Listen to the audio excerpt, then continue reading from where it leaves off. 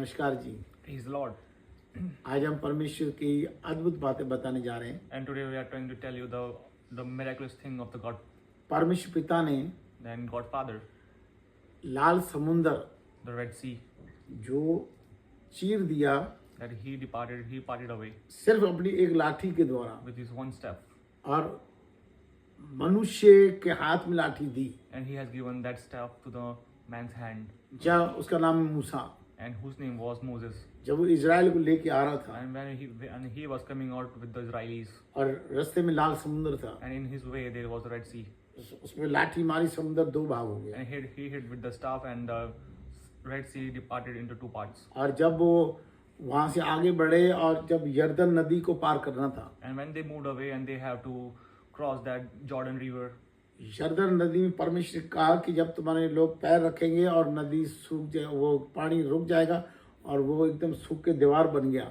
and when God said that when you will put your feet onto the Jordan River, that river will completely get soaked and it will become the wall. ये कहाँ लिखा है Bible में? Arch bishop Gita के द्वारा पढ़ेंगे। And where it is written, it will be the Archbishop will tell us where it is written.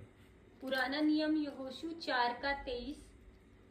क्योंकि जैसे तुम्हारे परमेश्वर यहोवा ने लाल समुद्र को हमारे पार हो जाने तक हमारे सामने से हटाकर सूखा रखा था, वैसे ही उसने यरदन का भी जल तुम्हारे पार हो जाने तक तुम्हारे सामने से हटाकर सूखा रखा। And the book of Joshua, Old Testament, verse 23, for the Lord your God dried up the waters of Jordan before you until had crossed over, as the Lord your God did to the Red Sea, which he dried up before us until we had crossed over.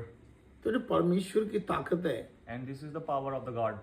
अभी तो सिर्फ एक को लाठी दी, And at this time he has given the only one staff to the man, वो मूसा था, and he was Moses. और जो योशू था उसको कहा कि तेरे लोग सिर्फ उसमें पैर रखेंगे। And to the Joshua, he has said to him that your people, they will put their feet into the river.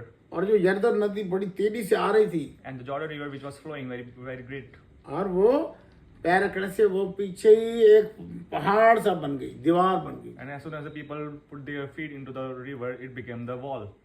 और जैसे लाल समुद्र चीरा उसमें से सूख गया और लोग निकलने लगे, And when the Red Sea, when it was parted into two ways, and the people started to move between that river.